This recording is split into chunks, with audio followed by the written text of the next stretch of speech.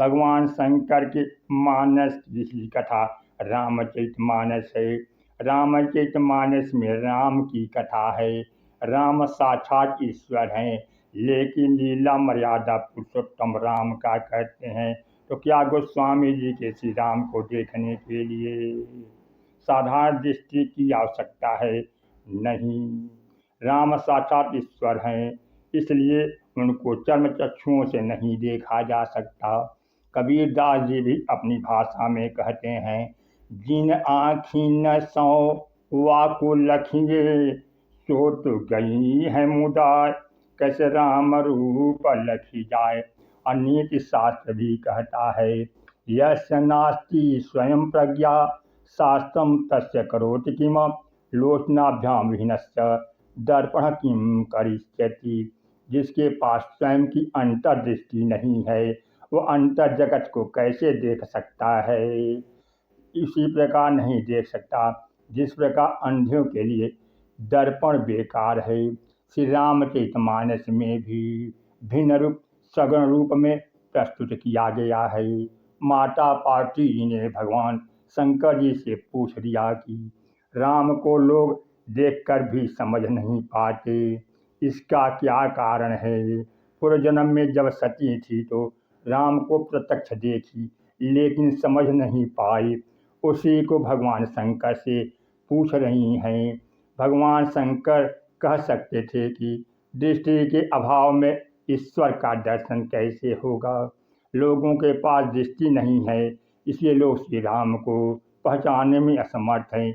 लेकिन भगवान शंकर ने एक अनोखा वाक्य कहा, मुकुर मलिनयरो नयन विहीना, राम रूप देखें किमि दीना।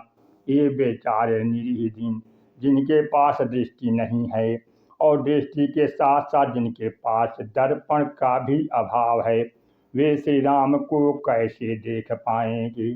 भगवान शंकर ने दृष्टि के साथ एक वस्तु और जोड़ दी, और वह वस्तु है दर्पण। राम को देखने के लिए केवल दृष्टि ही नहीं, दर्पण की भी आवश्यकता है। साधारण दृष्टि से विचार करें तो बात बड़ी अटपटी लगती है। इसमें जो अटपटापन है, उसी में भगवान शंकर ने सैद्धांतिक सत्य का निरूपण किया है।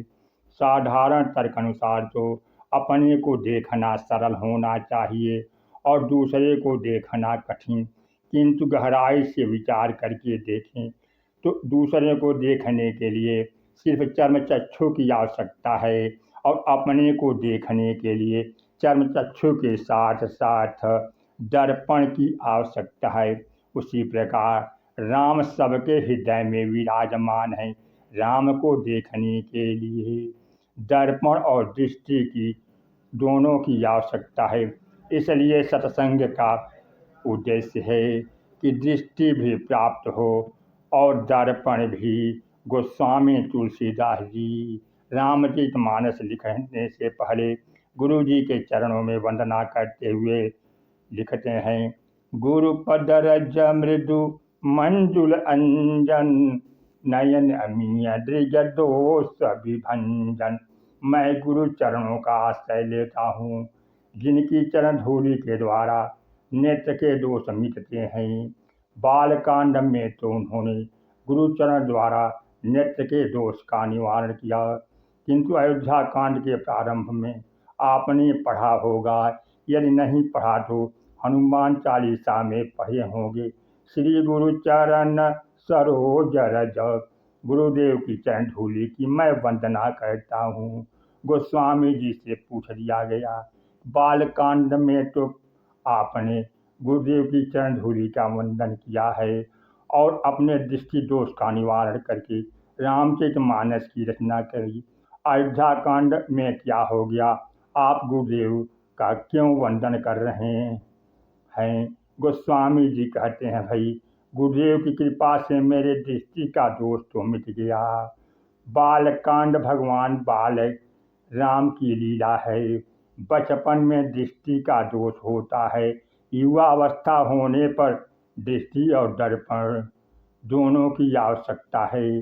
दर्पण में दोष बाकी है, जब तक दृष्टि और दर्पण दोनों निर्मल नहीं होगा तब तक राम का साक्षात्कार नहीं होगा। इसलिए अयोध्या कांड के प्रारंभ में गोस्वामी जी वंदना करते हुए लिखते हैं, श्री गुरु चरण सरोज रज निज मन मुकुर सुधार। गुरुदेव की चरण धूलि के द्वारा मैं अपने मन के दर्पण को स्वच्छ करता हूँ। उसके पश्चात भगवान के निर्मल चरित्र का वर्णन करता हूँ। जब तक हम राम के चरित्र को केवल पर रूप में देखेंगे तब तक श्री राम के पररूप भिन्न रूप में दिखाई देंगे। किंतु जब गोस्वामी जी कहते हैं कि राम को देखने के लिए दृष्टि और दर्पण दोनों का उपयोग कीजिए, इसका तात्पर्य है कि मानव को अपनी अंतर्दृष्टि और अंतर्मल को स्वच्छ करना है।